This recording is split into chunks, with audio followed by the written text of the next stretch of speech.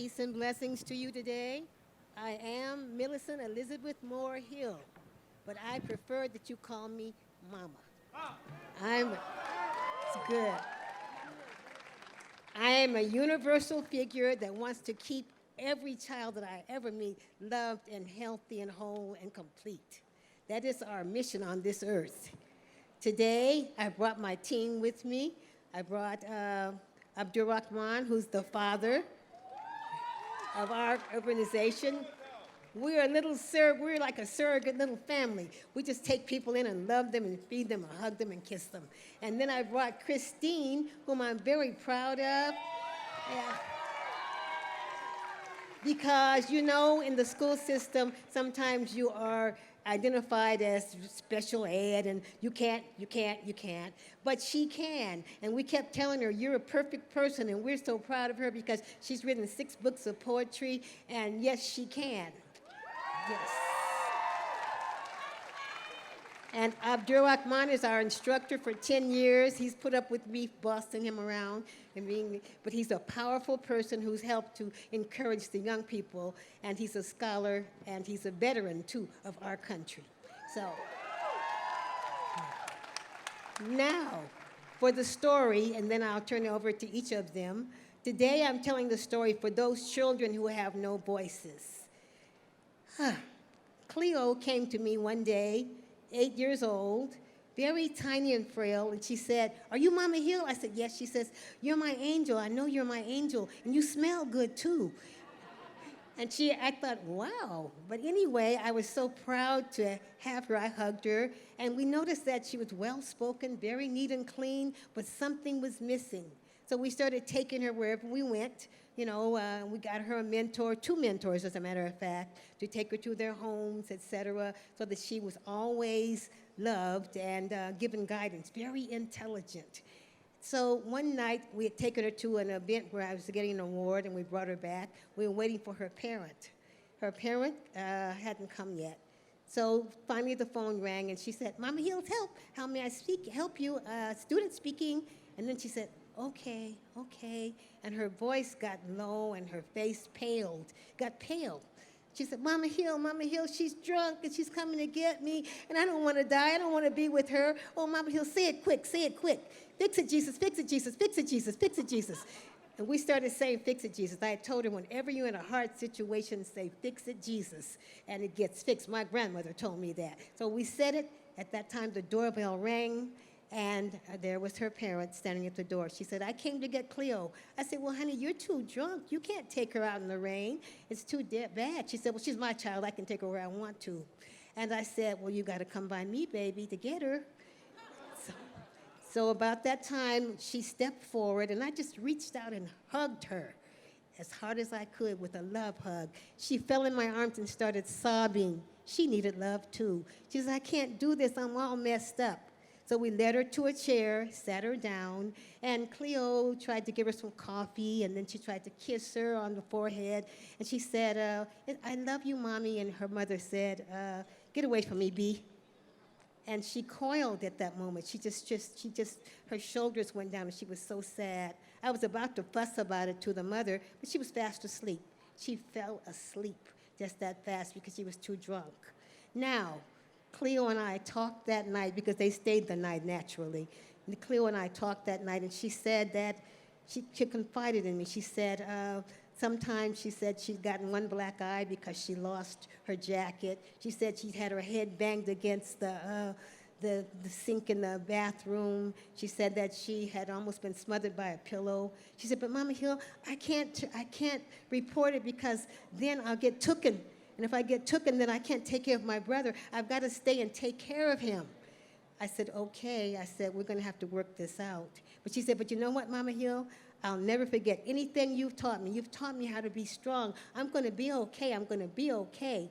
Of course, my eyes filled with tears, and so did hers, and we hugged. We didn't see each other for a long time after that because about maybe 2 months, it took that long, the social worker did come and pick the children up from the house. And the last thing the mother said to them was, "You can take these effing kids. I don't want them anymore." And that's what they heard before they left her. But I was really devastated for a year or 2 years because I couldn't find them. I couldn't hold them. I couldn't hug them. I didn't know where they were. And I'd heard that Cleo had joined a gang. Oh, all sorts of rumors had come out. So I was really brokenhearted. And then one day the phone rang, and it was Cleo. She said, Mama Hill, can you get us adopted? We're together, and I'm getting older, and I want to be with my brother. I want to make sure that he's okay. Can you get us adopted? I said, yes, I think I can. So I called up the mentors who had been her mentors and told them. They were so happy because they felt brokenhearted too that we lost them. And they started adoption procedures immediately. And today, they spent Christmas with their new family-to-be. And today, I think within the next month, they should be adopted into a new family. They'll have dignity, they'll have love, they'll be able to go to college. All of that.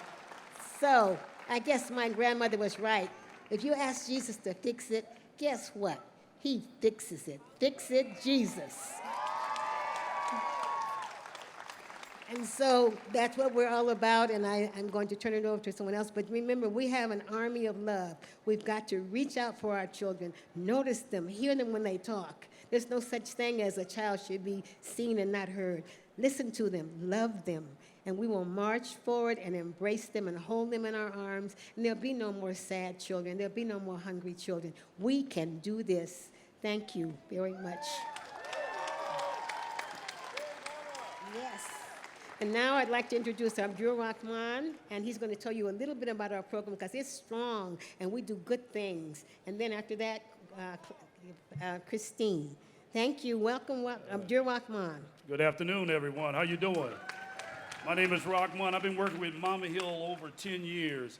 We have a Tuesday program called Black Life Skills Program. We teach random acts of kindness. What did the children do good? We teach them love. We care about them. You got to have a passion to work with young people. We love what we do. We work with all children. We don't worry about just working with black children. We work with black children, brown children, white children, biracial children, all children we care about. We love everyone. And real quick, at the end of our program of our Tuesday class, because it's chock full of information, I read the Optimus Creed. And it goes like this.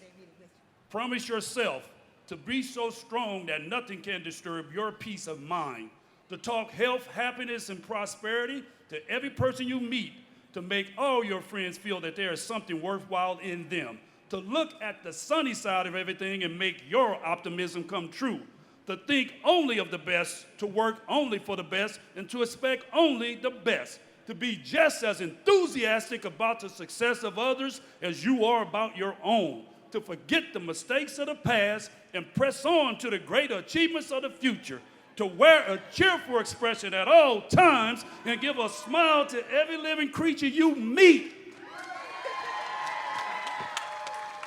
And I'm going to get to the good part here.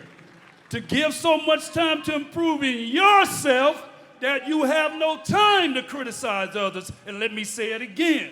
To give so much time to improving yourself that you have no time to criticize others, to be too large for worry, too noble for anger, too strong for fear, and too happy to permit the presence of trouble, to think well of yourself and to proclaim this fact to the world, not in loud words, but in great deeds, to live in the faith that the whole world is on your side, so long as you're true to the best that is in you. And that is the Optimus Creed by Christian Larson. And remember the motto, I shall not fail, I will succeed. Do the right thing, be honest, be clean, be positive, and be polite.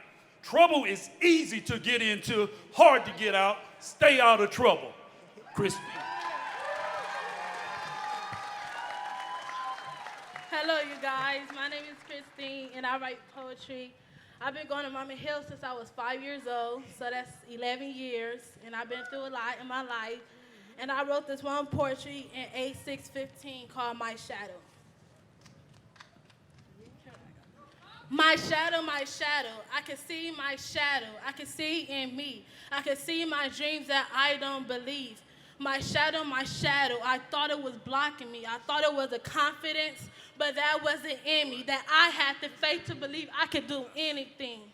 I had to jump back into reality to realize that my shadow is not behind me. It's in front of me. It's not blocking me. I can't walk over it. I can't walk on it. I can't walk on the side of it. I just got to walk with it because I can't run from it. My shadow is my dream till I die. That's my knowledge, my faith, my trust, my love, my dream that I do believe. My shadow gonna be with me to sunlight, to moonlight. My shadow, once again, is my love, my trust, my faith, and my confidence that I do have in me. And that's the end of my poetry. Thank you. Thank you, Mama Hill. Abdul, Christine. Let's give it up for Mama Hill. Fuerte, fuerte ese aplauso. Continuamos con este gran programa de One Life LA.